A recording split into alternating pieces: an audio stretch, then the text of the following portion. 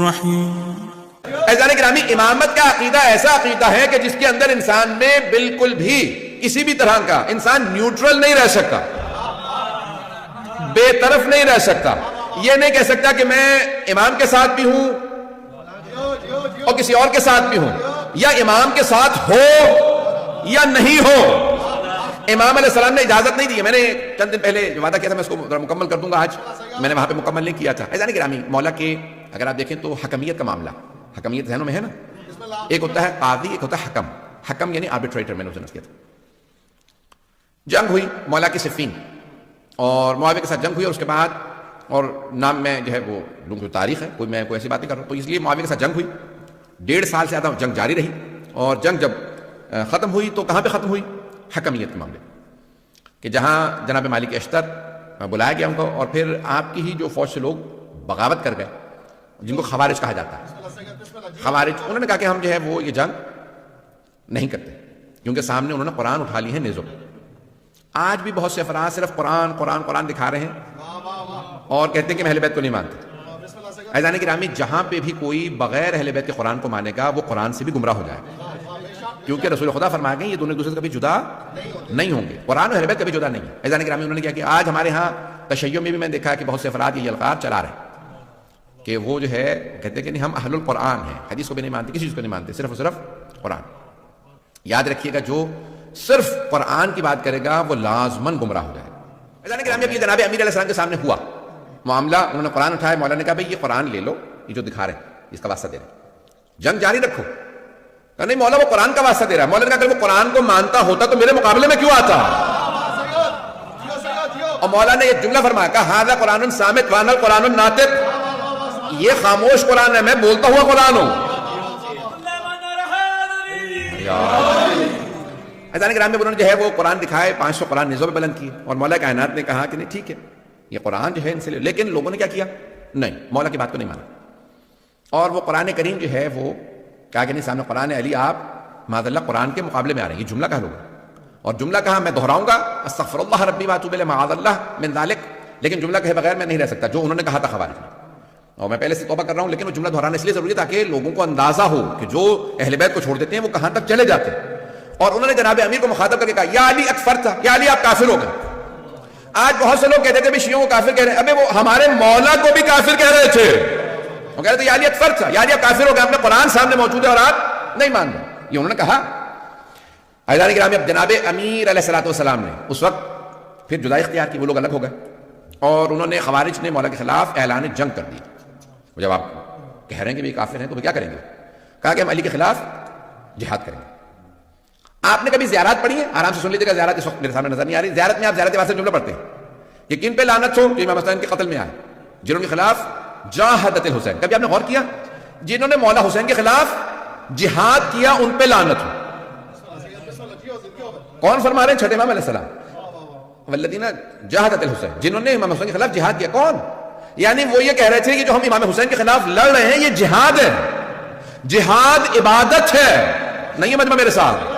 جہاد عبادت ہے یا نہیں ہے؟ فروع دین میں 6 نمبر پہ جہاد ہے. پہلے ہے نماز، روزہ، حج، زکوٰۃ، خمس، جہاد. فروع دین میں واجب عبادت سمجھتے ہوئے قربتاً اللہ کی نیت سے کر سکتے ہیں. نماز اگر قربتاً اللہ نہ ہو تو قبول نہیں، روزہ قربتاً اللہ نہ ہو قبول نہیں، حج قربتاً اللہ نہ ہو قبول نہیں، خمس و زکوٰۃ قربتاً اللہ نہ ہو قبول، جہاد قربتاً اللہ نہ ہو قبول نہیں. پتہ نہیں مجمع ہے یا نہیں؟ اب وہ کہہ رہے تھے ہم جہاد کر رہے ہیں. جہاد کا مطلب ہوتا ہے یعنی ہم اللہ کی خاطر لڑنے آئے ہیں.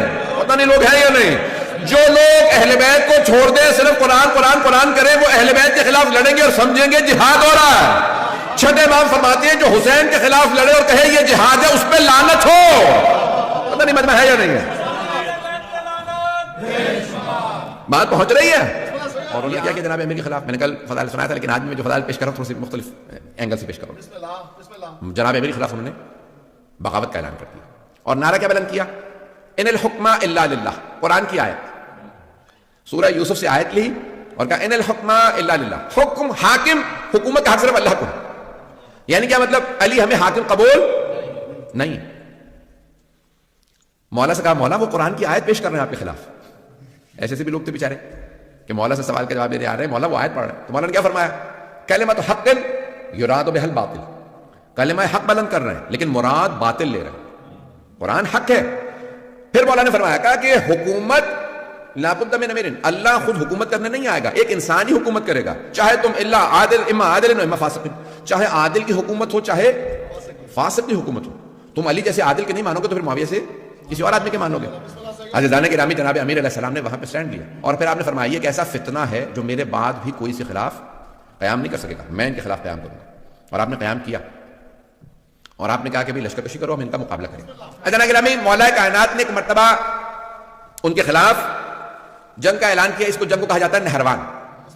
اب کیا ہوا، لشکر آ گیا نہروان کے مقام پہ، بہت بڑا لشکر، 10,000 سپر کا لشکر. مولا نے کہا کہ ان کے 10 افراد بھی نہیں بچیں گے اور میرے 10 افراد بھی شہید نہیں ہوں گے.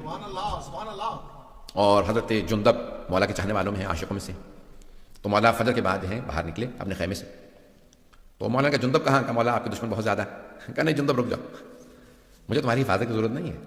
میں ہوتا تو میں حضرت جندب کی خدمت میں عرض کرتا یہ مولا کائنات ہے، یہ مشکل کشا ہے. اب بہرحال عزیزان گرامی مولا کچھ فاصلے سے واپس آئے. اس کے بعد کہا کہ جندب کیا دیکھ رہے ہو؟ کہا مولا زمین پہ دیکھ رہا ہوں چونٹیوں کی اتنی تعداد ہے کہ کون ان کی تعداد کو جانتا ہوگا، یہ سوچ رہا تھا کہ مولا ان کی تعداد کو کون جانتا ہوگا اتنی. کام جندب تمہارے مولانا صرف یہ کہ ان کی تعداد کو جانتے ہیں، میں یہ بھی بتا سکتا ہوں ان میں نر کتنے ہیں مادہ کتنی ہے. مولا کائنات کی پھر ایک مرتبہ جنگ شروع ہوئی اور مولا نے بتایا کہ کتنے لوگ آ رہے ہیں. اور جناب جندب کو کہا کہ جندب یہ جو پہاڑ دیکھ رہے ہو سامنے، اس کے پیچھے ایک لشکر آ رہا ہے، وہ بھی آئیں گے، حملہ کریں گے. وہی خوارج ہیں، وہی نہروان کے اس مقام پہ آئیں گے، مجھ سے بھی مقابلہ کریں گے. اور ان میں سے 7 افراد فرار کریں گے، 3 افراد کے ساتھ بھاگ جائیں گے. انہی میں سے فرار کرنے والوں سے ایک کا نام تھا عبد الرحمن ابن ملجم،